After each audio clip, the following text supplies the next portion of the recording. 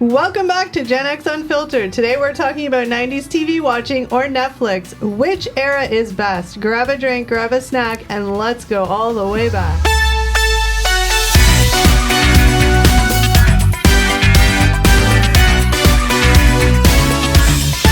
Alright guys, welcome back to episode 2 of Gen X Unfiltered, the podcast. That's right. Whoa. Episode 2, we made it. Weird. Today we're going to talk about 90s TV watching or Netflix streaming. Which era is best? I think that's tough. Off the top we probably have a thought, but I feel like discussing it and going a little bit back in time. Let's discuss. Maybe we'll change our minds. I don't know. Or make a decision, I guess, as to which one is better. I don't know. I mean, I think both of them have pros and cons. It's So we're going to settle the debate right here on the stream. Is that what you're telling me? Yeah, That's right. We're going to answer final, this question for everybody. the final decision. The only way I can think about this or debate this is to go all the way back to the first memories of like TV watching and how that looked and how that was. And That was a long time ago. Did they even have TV back then? They did, yes. Barely.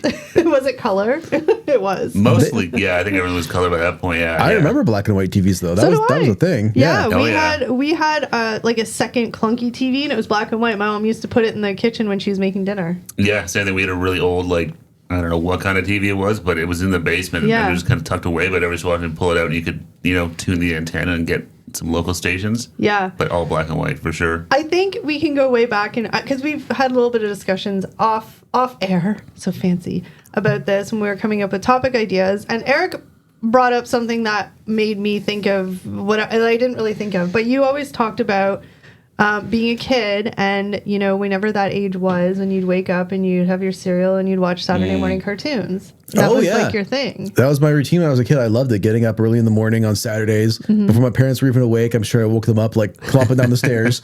They were just happy that the TV was babysitting you. Probably got myself a big bowl of cereal and sat in front of the TV and watched Saturday morning cartoons. It was the routine, and I when I was a little kid, I loved it. Did you have the same cereal? Depends.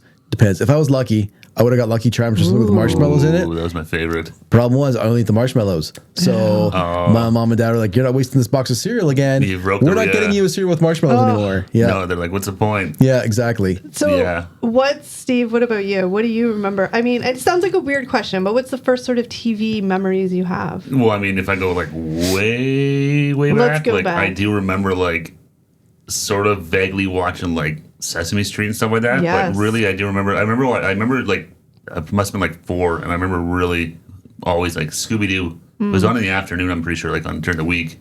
I remember watching that. Always wanted to watch that. Yeah, and go ahead. No, I was just saying. And then there was Mr. Dress Up. Yep. Shout out all the Canadians watching this Bernie podcast. Combs. Listen, but Mr. Dress Up, stuff like that. Today's Special. I remember all that stuff as a kid, but not very well, but I do remember watching it. Yeah, I grew up watching Polka Dot Door, the damn Pokeroo. Yep, I remember We that always too, miss Pokeroo. Polka Dot Door, Romper Room, Mr. Dress Up. What's the Beautiful Day in the Neighborhood guy? Mr. Rogers. Mr. Rogers. Yeah. Sharon Lois and Brom. Again, we're Canadian, so some of these might be Brom. what? Brom. Bram. Brom. Brahms, the composer, isn't it? Brahms. They're about the same level. On Saturday mornings, listen to Brahms. So sophisticated. Fred Penner. I was not a huge cartoon fan. I know for shame my mom was. Oh man, I loved cartoons as Me a kid. too. My mom, G.I. Joe, Transformers. My mom used to watch cartoons all the time. And do you remember in the afternoons at because back then the shows were 15 minutes. They were tiny, some of the shows. They weren't full half-an-hour shows. And I remember she used to watch at 2 o'clock in the afternoon. It would be Astro Boy. Oh, I remember Astro Boy. Woody the Woodpecker. Yeah. Woody the Woodpecker, that was really old. Yeah. I remember thinking that was an old cartoon as a kid. Yeah. Remember on Sunday mornings they had Hercules? Oh, yeah. And Rocket Robin Hood? I remember those. I remember getting those out from WUTV in Buffalo. There was on Sunday mornings, and Davy and Goliath and stuff like that. Yeah. And Commander Tom. He was the weather guy, and he would host a kids show on. I'm pretty sure it was Sunday mornings. I think wasn't it? Yeah, it was all out of Buffalo because we would, living here in Southern Ontario, we would get everything out over the year from our friends in Buffalo. What about back then? I think I know the answer to this question, but just so the audience knows. But back then, were you one TV family? Oh yeah. For a while, our family only had one TV, so That's why you got up at the crack of dawn. I had to get up before anybody else was up so I could watch what I wanted to watch, because when the parents got up, things changed. Yeah, no, definitely 100%.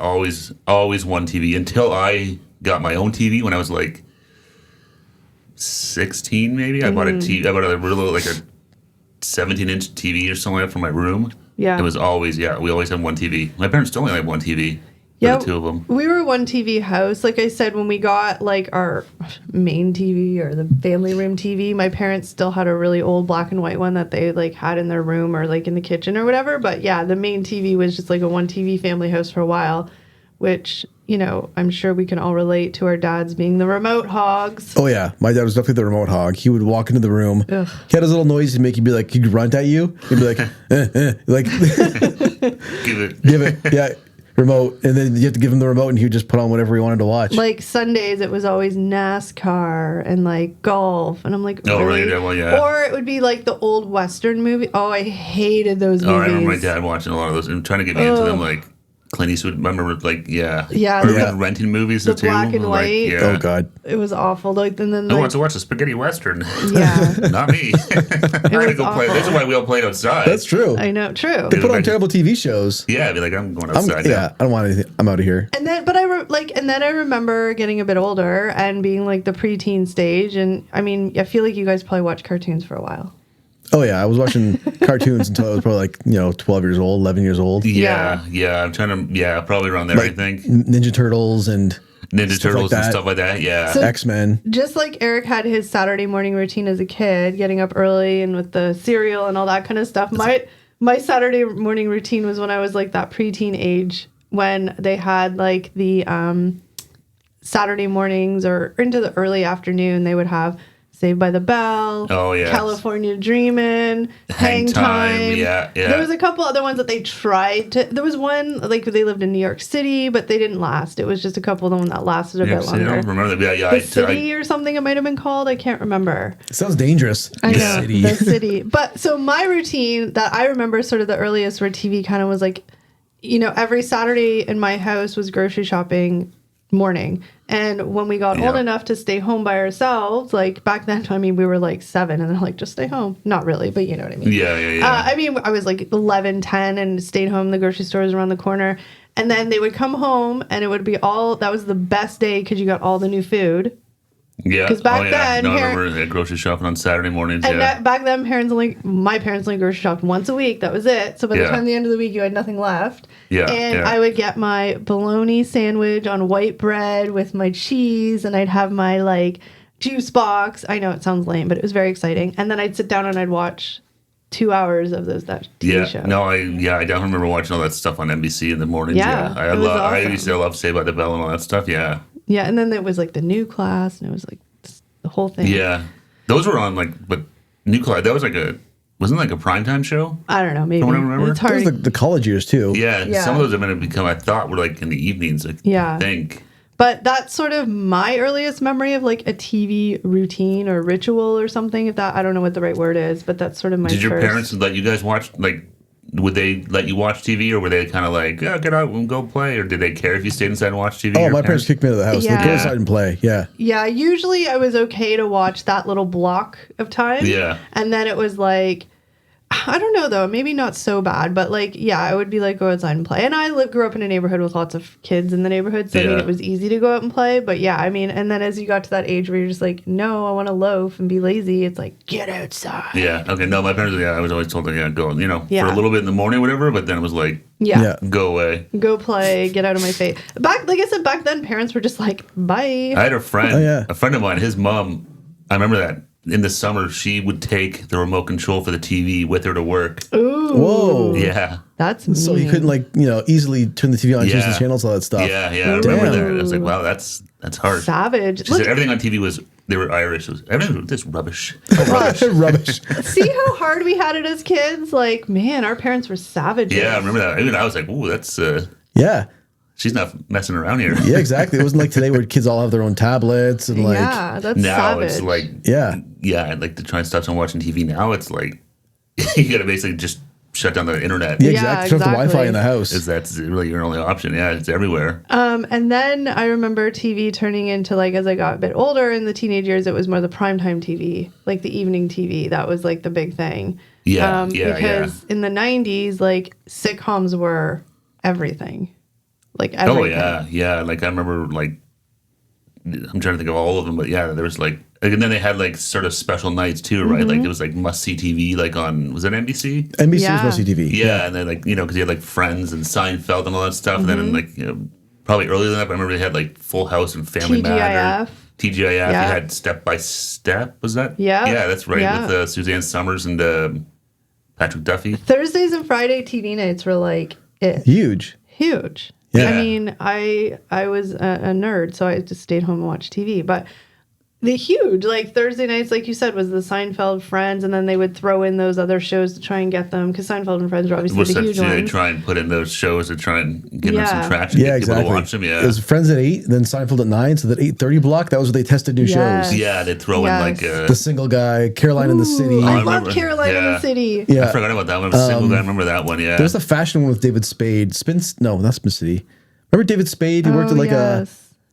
Oh, yeah. He worked at like Veronica's Closet? Fashion magazine. It might have been Veronica's Closet. Was that? Yeah, I think it was. Someone else was on it. Was it Kirstie Alley on that too or something like that? They worked at like a fashion magazine or something. Yeah. I remember that. Like, not very well, but Jesus Louise, I figured out all these shows. Yeah. So my early morning, Saturday morning ritual turned to the nighttime ritual. Yeah. Oh, I definitely, every night. Yeah. Because it seemed like I think the network's probably planned it, but like, usually every night there was some sort of big show on, like, I think wasn't Mondays like the Beverly Hills Melrose Place night? Like, there was. I definitely remember. I had an older sister too, so I remember her always watching 90210 and Melrose Place and stuff like that. Yeah, but I remember being big in the X-Files. Yeah. Oh, I love that. I loved that show when it was on. Like, it was I watched like Saturdays, wasn't it?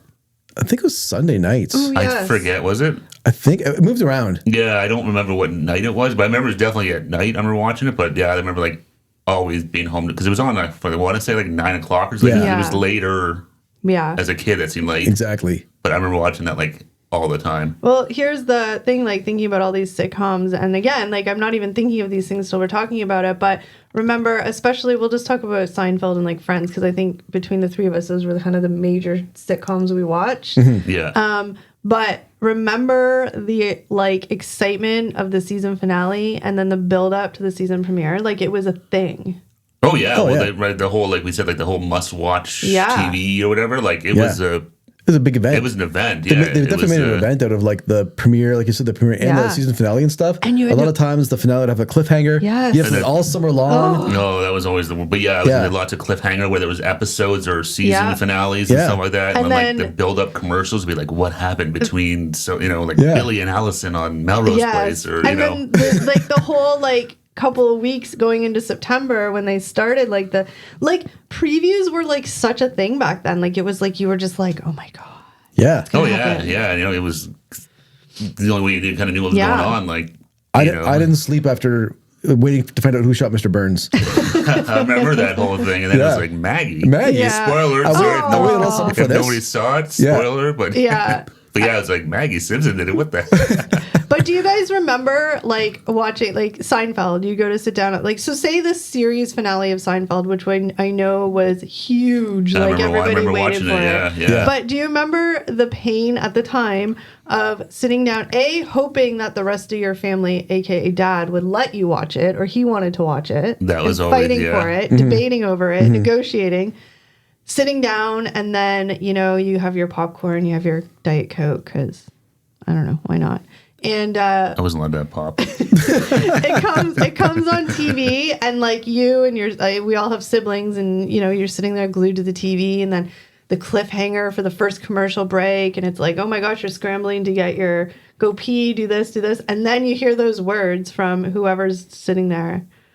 It's on. Oh yeah, I remember that being up because our TV was in the basement, so you had to go up. Like it was not a very big house, but I remember you had like jumping down the stairs. Oh yeah, save time to like no time for stairs. Trying to like run and slide to the TV, like you're sliding, like stealing home plate or something, like, just to get right in the front before it starts. Every second counted. Oh yeah, no, it was tough because especially they say to go to the bathroom or you want to make popcorn or something like that. That's 2 minutes at least, so it's like. At least you had to time it. In in my house, me and my sister had a deal. Like, one of us would stay by the TV during commercials so we could let the other one know when it was coming back. Yeah, because it was a legit thing. Like, you never really knew. It was, and if you missed, like, the first, like, 5 minutes of the show, you missed it. That's it. Yeah. Like, there's no rewind or, restart the stream or something. No, you waited until at some point it would maybe come on as, like, a rerun over the summer or something like that. But, like, if you missed it, it was...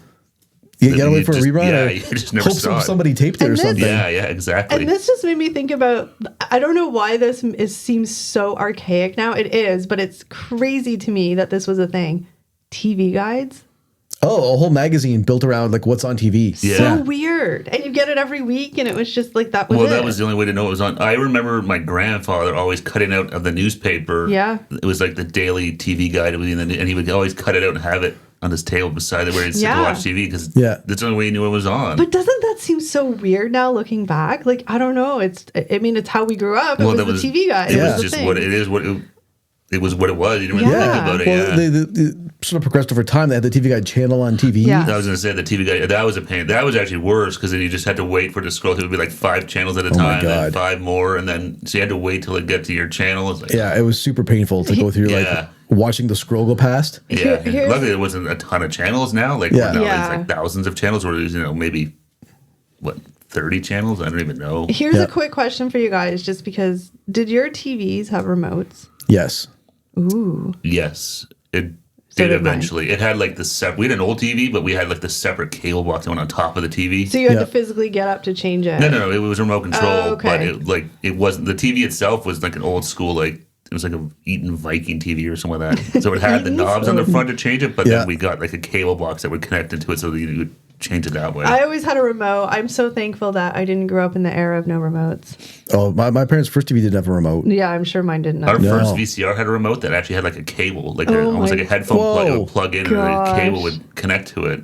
And that VCRs, like that was a thing. If you weren't going to be home, if you had a part-time job and you were working, and then you had to ask your parents to record your favorite episode, episode of your favorite show, and it was like they had to put the VHS in, they had to hit record, they had to remember to do it first of all. Well, that was the thing. I remember our second, I remember at some point we ended up getting a VCR that had like a timer. Ooh. I remember those. Yeah. So you could set it to go at 9 o'clock, but then it was always the same channel.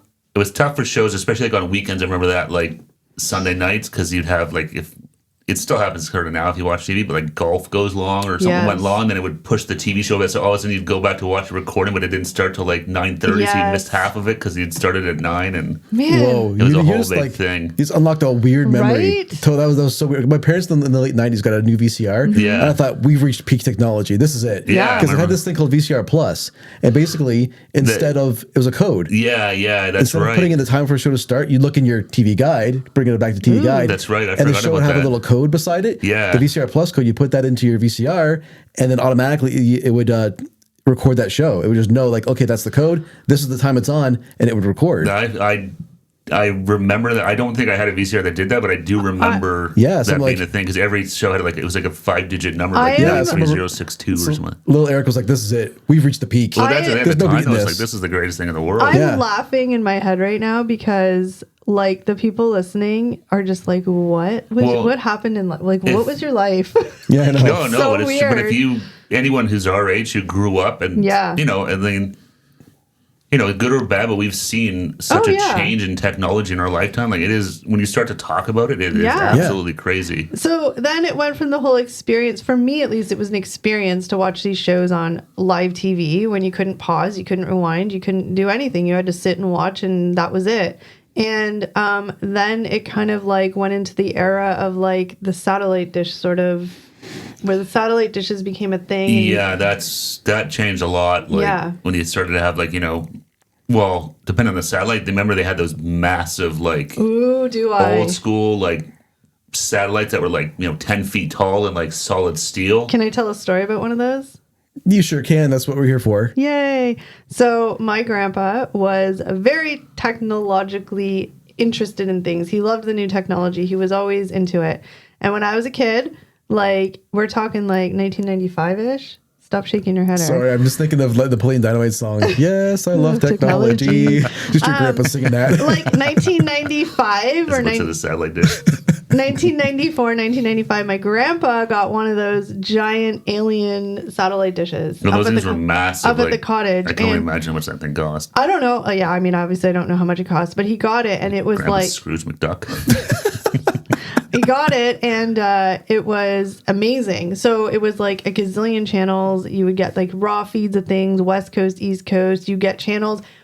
This was like unheard of at the time. Now it's like whatever. But you get a channel that just literally played the same show like all the time. Well, because it was totally different. Like it wasn't like what we think of now, like satellite, where you have that little one on the side of your house where like you pay a subscription, you get these channels. Like those things were like, you would just pick up like everything that was on satellite. So this is how it worked. Every month or every week, one of the two, he would have to go visit his guy. That's what he always called it, his guy. Seems legit. And he would have to get codes for the satellite. So I'm guessing he didn't pay for the satellite service. He paid for the satellite. Yeah, that's what I'm saying. Like you would pick up like everything that was on satellite. And so he would get codes that he'd program in to make the channels active again or however it worked. And then it was the same thing. When you hit the guide and change a channel, we would all run to the window to see the dish go. Yeah, because it's like you have to tune it to those the broadcast satellites. And then there was a TV satellite TV guide, and it was like 2 inches thick and had everything. Wow. And then, as per usual, there was channels that we were told to stay away from. Did your grandpa watch the naughty channels? I don't Spice know. Network. And they never said what it was. My grandpa was just like, "Don't go to these channels." I don't know. I don't know.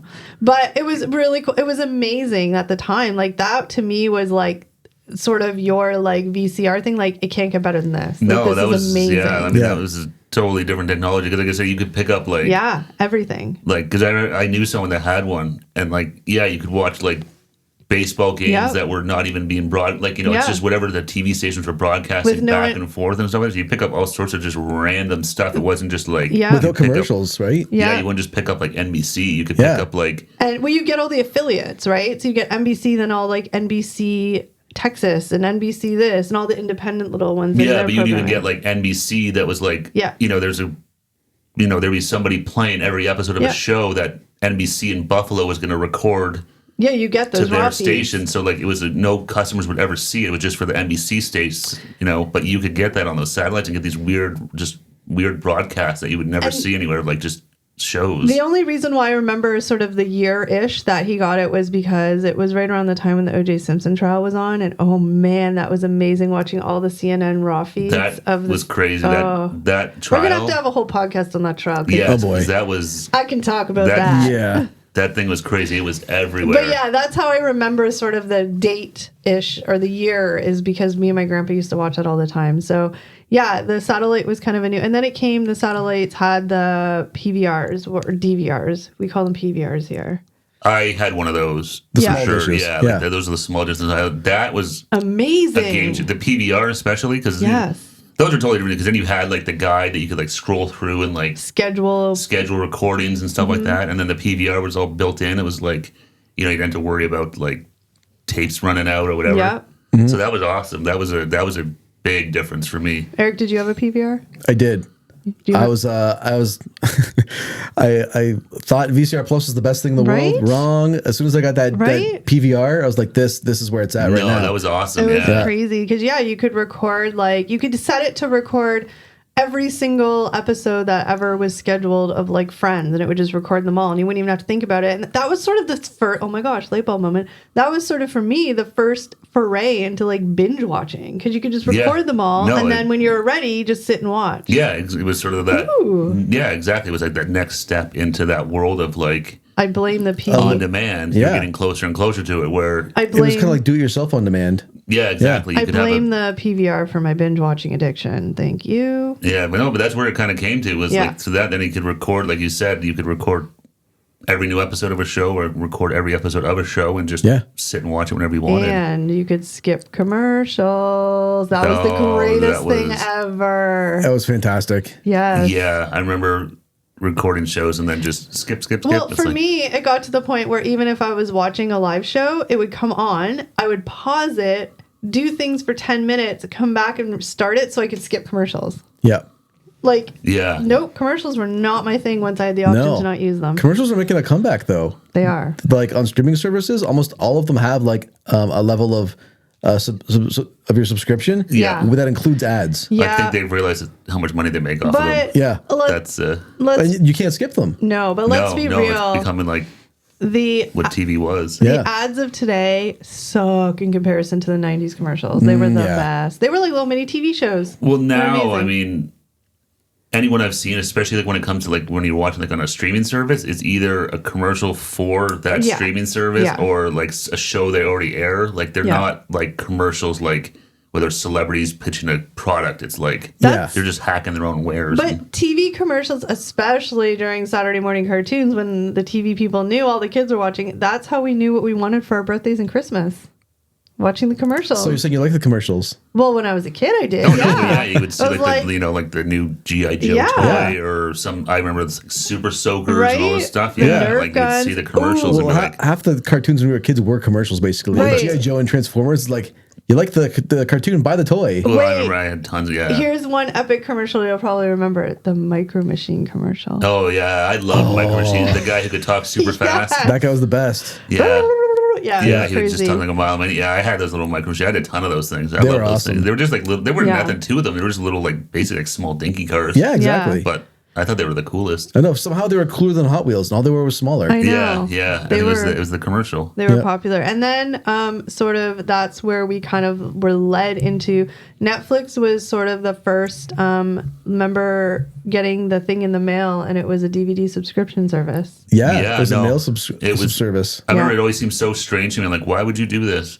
Yeah. But again, then I think at that point it was geared to people that, we lived in the suburbs. So like I could easily go to the movie store. Well, the big thing was no late fees. Yeah. That's true too. Yeah. So the movie comes to your house. There's no late fees. Yeah. Right. So that's already like two big knocks against Blockbuster. Who was their major competition at the time? Yeah. And then if you lived somewhere where there wasn't a Blockbuster, I was going to say not everyone had a Blockbuster 2 minutes from their home. Yeah. So if you lived out in some rural areas, you'd just be like, hey, just send me you get it right to your mailbox, and then I think you watch it and then just mail it back. I never did the DVD Netflix subscription. I didn't do that. No, neither did I. And then I remember when it turned, I'm guessing I think you have some fact dropping to do on this one, but like not in a bad way, just because I don't remember. But I think put Eric on the spot. No, I didn't do my homework. I feel like he used to do this a lot. Now this is the second time, 2 episodes. As soon as I say it, he's gonna know because he's said it before. But I'm just saying when Netflix kind of started transitioning out of the DVDs into the more streaming.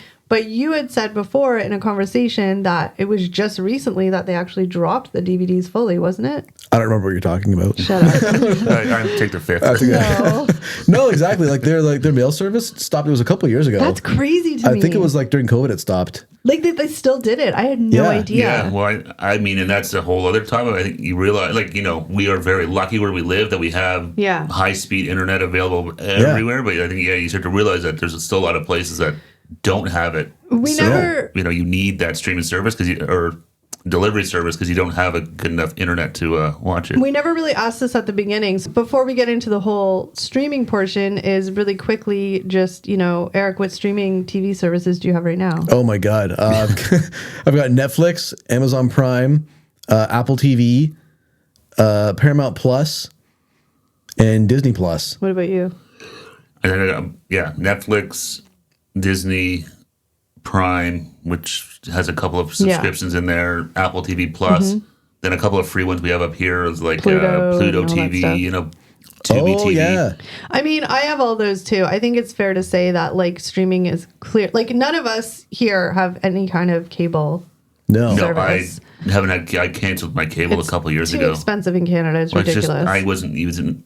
There's nothing on there that I wanted to watch enough that... Even with all the subscription services added together, it's still cheaper than cable. It's cheaper. It's getting up there, though. If you add them all together, you're getting close. Yeah. And well, I mean, the streaming service is just a better product than the cable and stuff. Like having to wait for a show to start seems kind of silly now. I also... Yeah, for sure. I just like the fact that I can watch something when I want to watch it, not when I have to watch it. Well, and that's the big plus of streaming is you can just watch whatever you want when you want. And I'm a huge binge watcher, so I want to watch the whole series in one go. Yeah, no, and that's what it's great for. Is when I want. The only thing I hate with streaming that's really hard is for live sports. I was just thinking that. Yeah, but I was reading an article though. Apparently, they're saying that at least in the U.S., I think a couple of NBC or ESPN and stuff might partner up a couple of them a couple of competitors might partner up and do some sort of shared sports platform. Yeah. Interesting. So they were saying, like, up here in Canada, maybe Rogers and Bell should look at doing that because they own, like, Because I was waiting for Disney to do something like that. Disney owns ESPN, right? Because they're saying Disney. So I was waiting for Disney to, like, include ESPN in their Disney Plus package and have some, like, live channels in there or something. Yeah. So they're looking at how to do it. And then this is kind of really quickly, I mean, this is probably a whole separate discussion that we can talk about, but just really quickly, speaking of TV and streaming, one of the biggest things people are watching is YouTube, which is like its own little TV thing in itself. YouTube, I think that... And I it's think free. they totally underestimated the draw of that. Yeah. I don't think they massive. really, how many people wanted to watch average, regular people making content. Yeah. Yeah. There are obviously now, YouTube has gotten massive, so there are obviously stars on YouTube. Like, everyone knows like Mr. Beast and all these guys. Yeah. But that's just a top layer. But you go underneath there's so many, even people like us. Yeah. And it's free, right? Like, that's the biggest thing. It's free. And there's commercials, but whatever. But it's free. Like, people don't have to pay for it. So it's an option. And you can get, like, Well, there's something on there for everybody. Yeah. Whatever your interest is, there's something you can find on YouTube that's geared toward what, YouTube's the second largest search engine in the world. Wow. Yeah. Behind Google. Yeah, exactly. So if you want to watch, like, how-to videos or vlogs or podcasts, like, it's all there. Exactly. And it's something like like Disney Plus and Netflix, they'll never have that level of, like, variety. No, and especially like if you're into certain topics and stuff like that, like, if you're into music and stuff like that, certain bands, like, you can find so much stuff on there. Like, it's crazy and it's endless. Like, there's so much content on there that you'll never run out of it. All right. Are you guys ready for something fun? I'm always ready for fun. Always ready for fun. I've been waiting for this whole podcast to be fun. I got a quiz for you. Quiz time. Quiz time. Can you pass me my... I'm old, okay? I need my pen and paper. Oh, my God. I didn't use my phone. I put it on paper. I'm trying not to knock my microphone here. Okay. Don't look at my notes. All right, guys. This is the... Don't look. Oh, sorry. All right. I don't know why I was, like, looking. I know. I'm like, don't look, and he's looking straight at it. Well, that's so you say don't do something. What's your first reaction? Right. Do All right. it. Don't look at the sun, huh? So I'm asking for 5 here, just off the top of your head. Don't think too hard about it. Eric, we'll start with you. Okay. This is how it was worded on the internet, so don't at me, okay? Highest rated TV shows of all time. I want your top 5. Highest rated. Okay. Of all time. Top 5? Yep, top 5, go. I'm going to say all time. All right, off the top of your head, let's go. I'm going. Jesus, pressure. I'm going to say MASH because MASH was a huge show. Had the biggest finale of all time, I still believe. Seinfeld. Friends. I got 2 more, right? ER. Okay. And Game of Thrones. All right, Steve. Highest rated TV shows of all time. So this is a weird one because... Don't think, just say. What does highest rated mean? Just say. Go. I'm thinking, like... Is this many people watched it? That's or what I was or going by. like a Rotten Tomatoes type thing? So, okay. I'm going to go... we'll say, copy Eric and say Max. I'm positive that was like the most watched show of all times. Okay. Friends, Seinfeld. I think those 2 have to be on there. They're massive. I'm going to throw in my favorite show just because, The Sopranos. Okay. And how many does that? I think you have one more. One more? Mary Tyler Moore's show. All right. I don't really remember who got what, but I feel like you guys probably tied. You're the worst quizmaster of all time. All right. So here they are. And it's 1 to 5. So I'm guessing most to least. I don't know. Game of Thrones. I think you said Game of Thrones. I did. Breaking Bad. Breaking Bad. Rated. Okay, so this is definitely based. This is like a Rotten Tomatoes type thing, which makes it that's an amazing Let me show. finish my story. Okay. My quiz. This sounds like a story. Number 3 is Friends. Yeah, Friends is good. Number 4, The Office.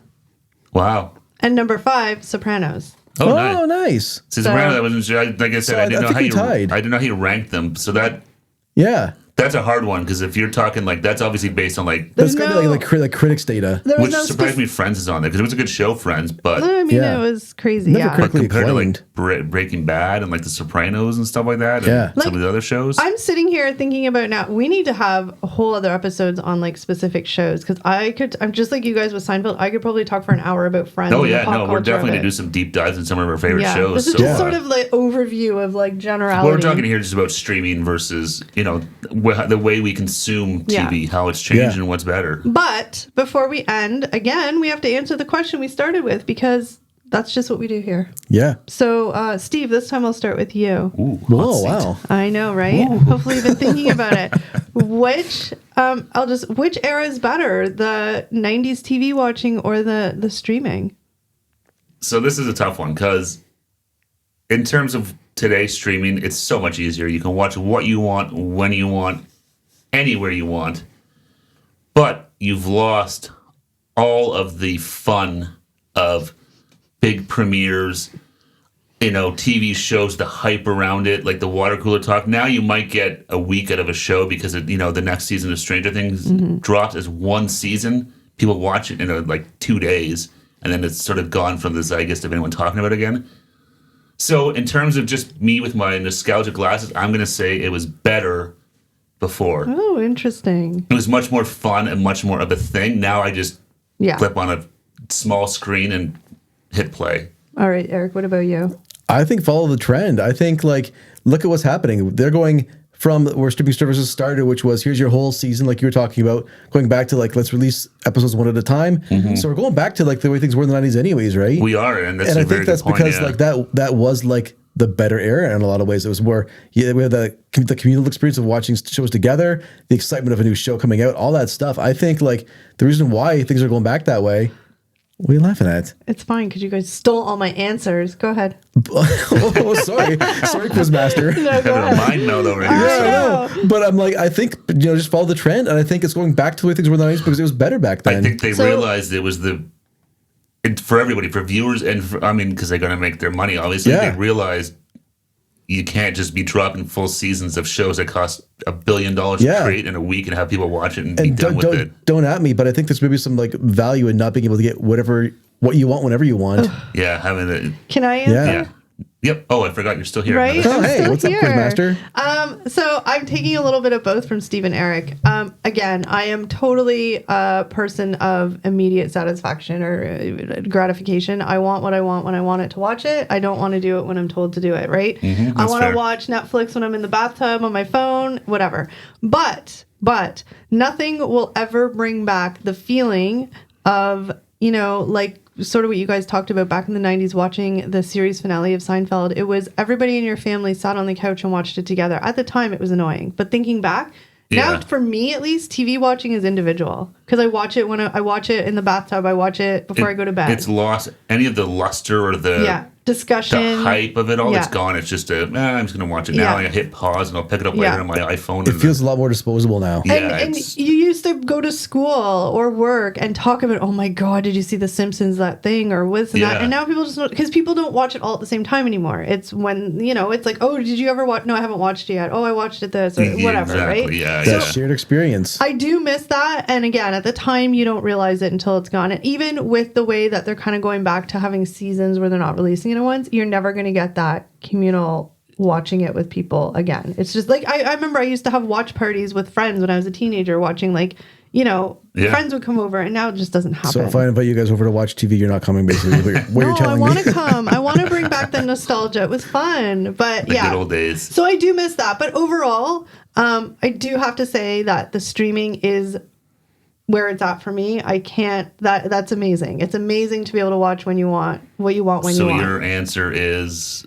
It's better now, but I miss the nostalgia and the friendship and the family. It's just funny when we start to talk about it more, you realize how much it really has changed. It's so different. It is crazy. I watch TV by myself 99% of the time, and that's fine. And I didn't think anything of it until I went back and thought about fighting with my sister on the couch over the blanket while we were watching, whatever TV show. Yeah, so you're going to throw away all your TVs now and just go back to having one and share it with everyone? Yeah, no, I don't think I could do that. But it's interesting because, again, lots of people will never experience that. No, exactly. Ever. It's just, Even right now, my niece and nephew, they have their own iPads. They watch their own TV separately. They don't watch it together. It's just the way it is, right? It's just, times change, Yeah. But again, another interesting conversation that brought up strangers, not siblings. That brought up some nostalgia. Comment on the YouTube video if you're watching. Hi guys, comment below and just let us know what you think or what your thoughts are. And on the podcast, if we can comment, we're not sure yet. Yeah, leave a review. Say hi. We're always involved in the comments. And you guys check us out on all the streaming and social media platforms at Gen X Unfiltered. Yes, and we really appreciate you guys sticking through with us for these first new episodes that we're learning ourselves. And we hope you will continue on with with us. We have lots of fun ideas. That's right. We'll be dropping an episode. Right now, we're going to be doing every week. We'll be dropping a fresh, hot episode for you guys. Yeah. So thank you guys so much. We appreciate all of your support. And I guess we will see and hear you next time. That's right. We'll talk to you guys in the next one. Sounds good. All right. Bye, everyone. Take care, everybody. Bye.